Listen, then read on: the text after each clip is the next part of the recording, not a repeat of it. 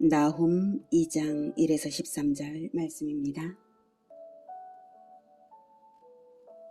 2장. 파괴하는 자가 너를 치러 올라왔나니 너는 산성을 지키며 길을 파수하며 내 허리를 견고히 묶고 내 힘을 크게 굳게 할지어다. 여호와께서 야곱의 영광을 회복하시되 이스라엘의 영광 같게 하시나니 이는 약탈자들이 약탈하였고 또 그들의 포도나무 가지를 없이 하였습니다. 사랑하는 형제 여러분, 2월 10일 금요일 새벽 묵상에 오신 것을 환영합니다. 나훔 선지자가 활동하던 당시 므낫세, 아몬, 요시야 시절로 보는데요. 그 당시 아수르는 아술바니팔이 통치하던 시기였습니다. 그는 동쪽으로 페르시아만, 서쪽으로 소아시아, 남쪽으로 애굽, 북쪽으로는 카스피해에 이르는 광대한 제국을 거느리고 있었습니다. 이런 최강의 국력을 자랑하던 때에 나훔 선지자는 하나님의 명을 따라서 아수르의 수도 니누에의 멸망을 선포하였습니다. 그리고 나훔의 경고 이후 얼마 지나지 않아서 니누에는 바벨론에 의해 메데 바벨론 연합군에 의해 함락당하고 아수르 제국은 멸망했습니다. 그것이 주전 612년 일이었습니다. 아수르는 부흥기였던 디글랏빌레셀 3세와 그의 아들 살마네셀 5세 때에 영토 확장을 위한 전쟁 정책을 지속적으로 시행하면서 타민족에 대한 학대와 착취, 약탈을 자행했는데요. 그때 북이스라엘도 멸망당했죠. 아수르가 얼마나 잔악한 전쟁의 나라였는지 유적을 통해 보도록 하겠습니다.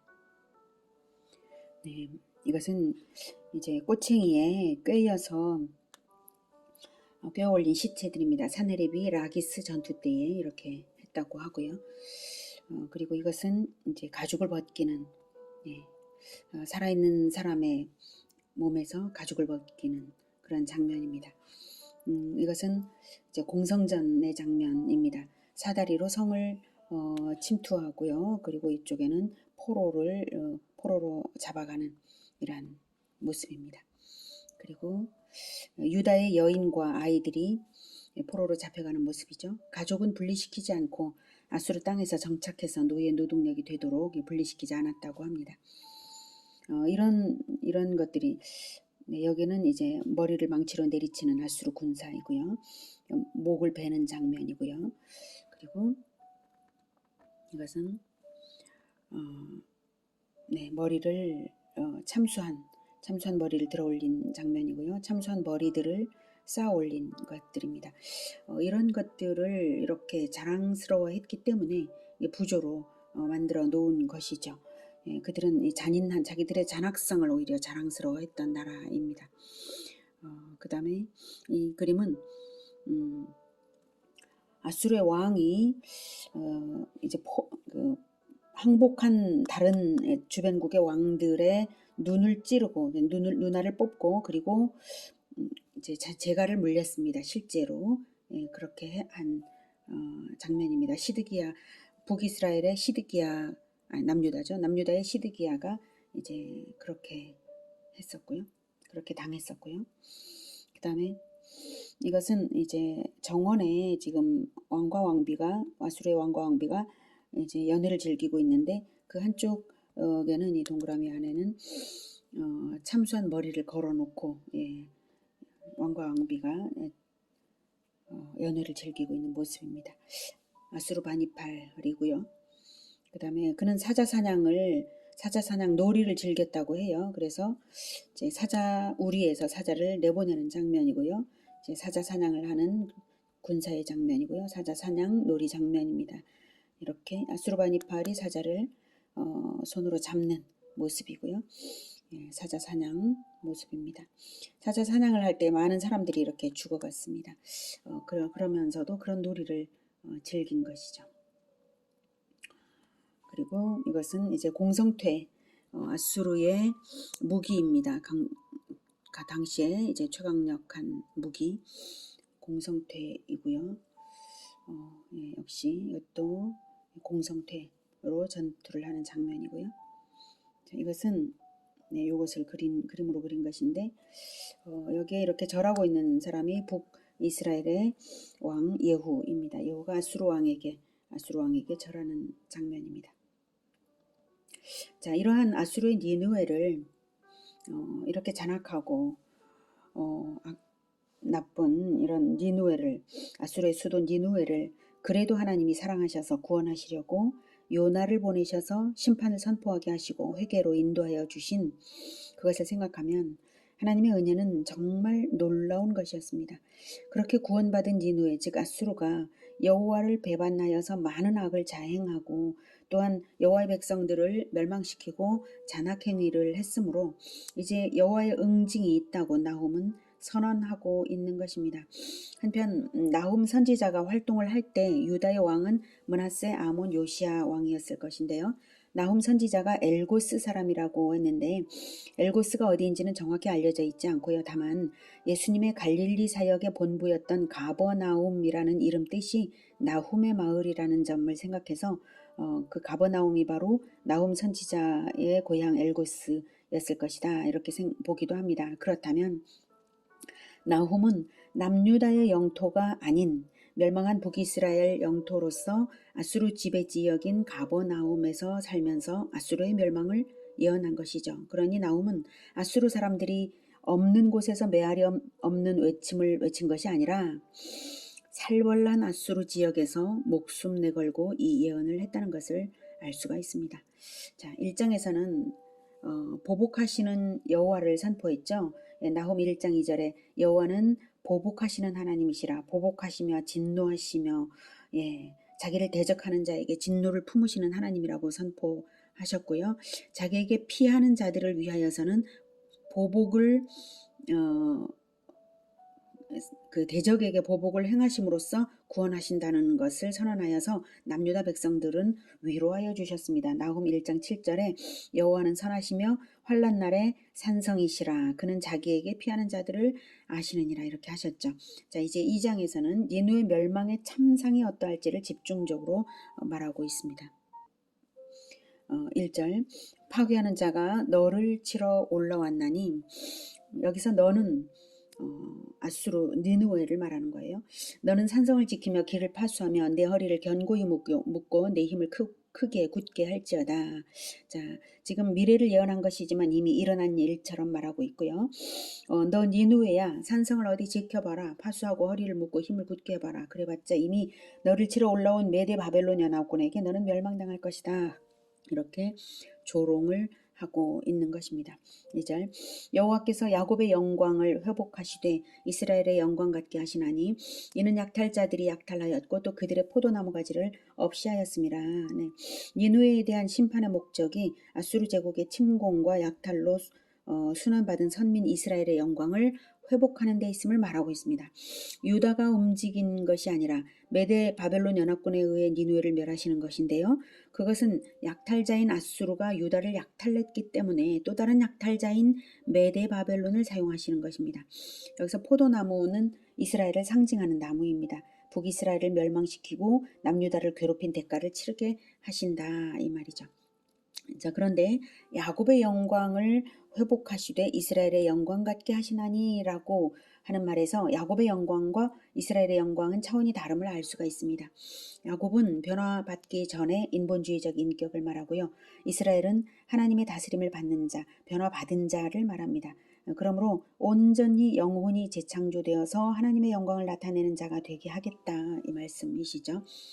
이 예언은 하나님의 초월성과 절대성을 나타내는 바가 있습니다. 즉 주전 612년에 아수르가 멸망할 것을 아무도 생각지 않던 그때에 나훔의 입에서 나온 이 예언대로 아수르는 멸망했다는 사실을 인류가 볼 때에, 또한 그 역사의 목적이 바로 이스라엘의 영광임을 선포한 것을 들을 때에 하나님께서 전 역사를 주관하시고 마침내 그리스도의 나라를 완성하실 것을 목표로 이끌어 나가고 계심을 알 수 있는 것입니다.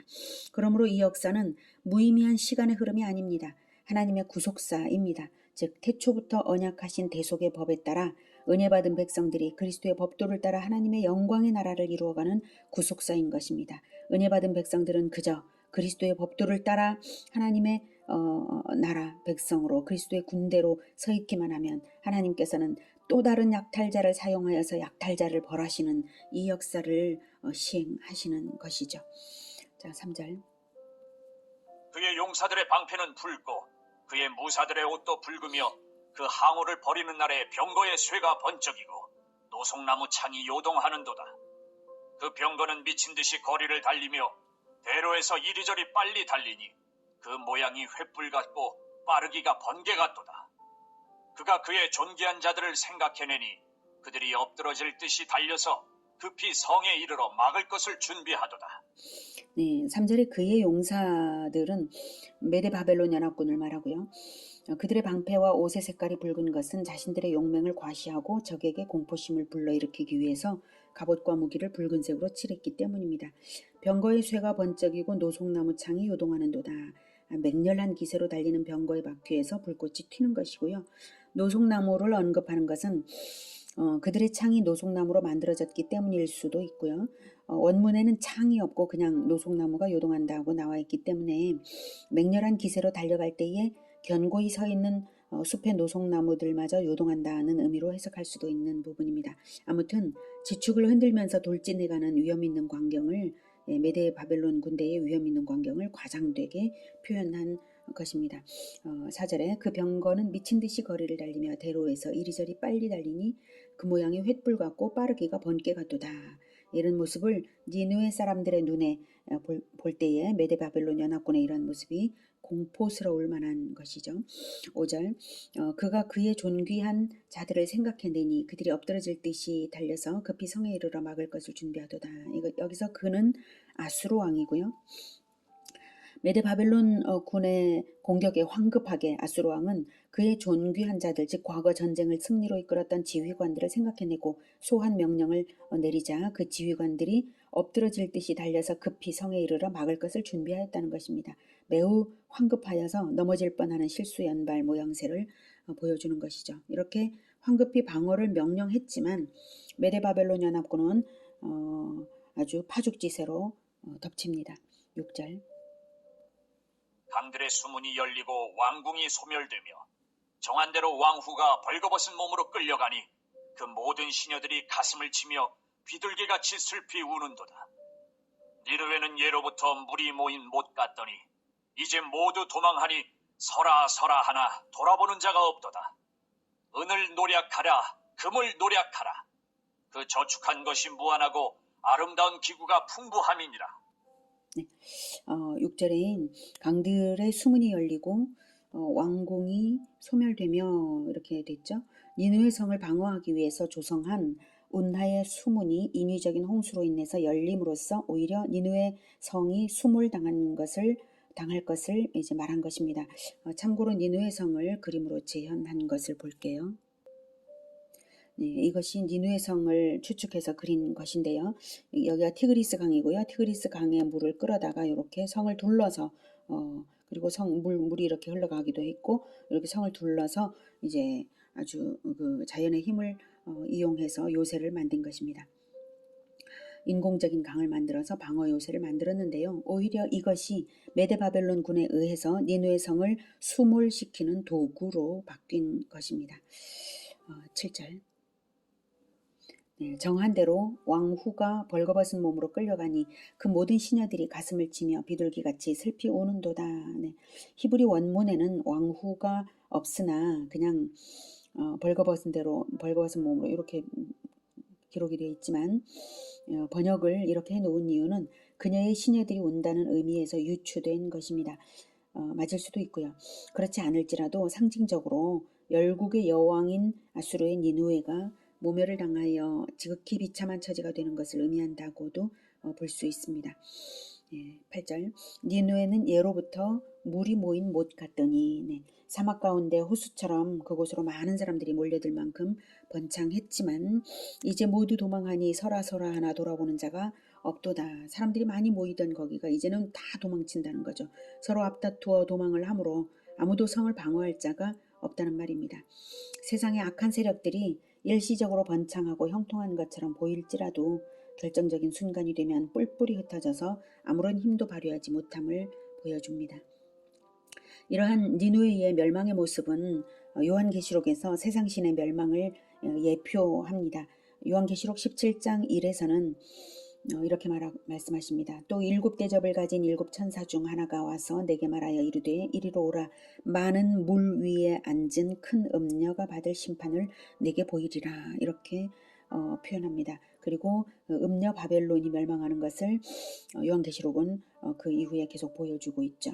그래서 많은 물 위에 앉은 큰 음녀로 표현을 하는 것은 바로 아수르 니누에의 멸망에서 이렇게 가져온 표현입니다. 그래서 세상 신이 반드시 멸망할 것을 요한계시록은 미리 말했습니다.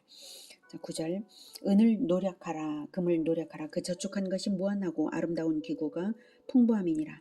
네, 메데 바벨론군의 언어로 니누의 늑탈 장면을 생생하게 예언한 것이죠. 니누에가 주변 국가들로부터 엄청난 조공을 거두어들였고 전리품이 쌓인 것을 빼앗아 가면서 메데 바벨론군은 그렇게 외쳤을 것입니다. 자, 하나님께서 그것은 바로 아수르가 주변국들의 행한 대로 보응을 하시는 것이죠. 자, 10절 니느웨가 공허하였고 황폐하였도다. 주민이 낙담하여 그 무릎이 서로 부딪히며 모든 허리가 아프게 되며 모든 낯이 빛을 잃도다. 니누의 백성들은 무릎이 떨려서 제대로 서 있지도 못하고 공포에 질려서 얼굴이 사색이 됨을 보여줍니다. 11절 이제 사자의 굴이 어디냐? 젊은 사자가 먹을 곳이 어디냐? 전에는 숫사자, 암사자가 그 새끼 사자와 함께 거기서 다니되 그것들을 두렵게 할 자가 없었으며 숫사자가 그 새끼를 위하여 먹이를 충분히 찢고 그의 암사자들을 위하여 움켜 사냥한 것으로 그 굴을 채웠고 찢은 것으로 그 구멍을 채웠었도다. 만군의 여호와의 말씀에 내가 내 대적이 되어 내 병거들을 불살라 연기가 되게 하고 내 젊은 사자들을 칼로 멸할 것이며 내가 또 내 노력한 것을 땅에서 끊으리니 내 파견자의 목소리가 다시는 들리지 아니하리라 하셨느니라. 네, 사자가 여기서 사자는 아수르고요. 사자의 굴은 니느웨를 상징한 말입니다. 실제로 사자는 아수르의 상징물이기도 합니다. 아수르의 전쟁의 신은 사람 얼굴의 사자 몸체를 가졌습니다.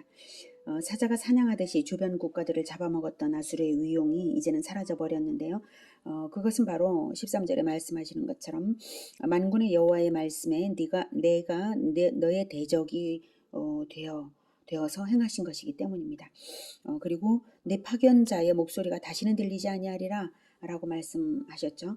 아수르는 주변 국가를 침략할 때에 먼저 사신을 보내어서 항복을 요구하는 협박을 했습니다. 히스기야 왕 때 유다를 침공한 산헤립은 랍사게로 하여금 여호와를 능멸하며 항복을 요구했던 바가 있습니다. 그에 대한 하나님의 응징이죠.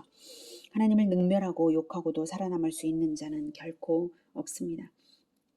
오늘은 아수르가 행한 대로 응징을 당하는 것을 통하여서 역사의 주인이신 하나님을 만났습니다. 남유다가 아수르에 대하여 어떤 노력으로 멸할 생각도 할 수 없었지만 거대 제국 아수르는 하나님께서 직접 손보셨습니다. 그 목적이 바로 이스라엘의 영광을 위해서라고 하십니다. 지금도 세계와 역사를 움직이시는 분은 하나님이시고 역사의 목적은 우리 주 예수 그리스도의 나라를 완성하여서 하나님의 영광이 되게 하는 바로 그것입니다. 그러므로 우리가 우리 주 예수 그리스도를 따르는 선한 군대로 설 때에 하나님께서 세상 신을 넘어뜨리고 세상을 이기시는 것입니다. 우리는 그리스도를 따르는 한 우리는 무적이고 하나님의 나라 그리스도의 교회 공동체는 반드시 승리합니다. 할렐루야. 기도하겠습니다. 하나님, 우리가 그 무엇을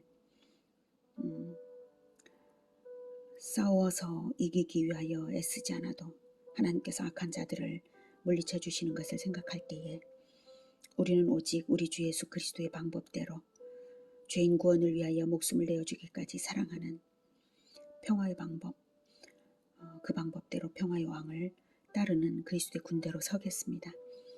복음의 군사로 서겠습니다. 우리가 온 세상을 향하여 나아가야 할 줄을 믿습니다. 하나님께서 세상 신을 무너뜨리시기 때문입니다. 하나님께서 모든 것을 다 이루실 것을 우리는 믿으며 오직 우리를 고쳐서 야곱의 영광을 회복하여 이스라엘의 영광으로 되게 하시는 하나님께서 우리의 영혼을 고쳐서 오직 그리스도의 군대로 서게 하여 주시옵소서. 예수 그리스도 이름으로 기도드립니다. 아멘. 이어지는 시간은 개인 기도 시간입니다.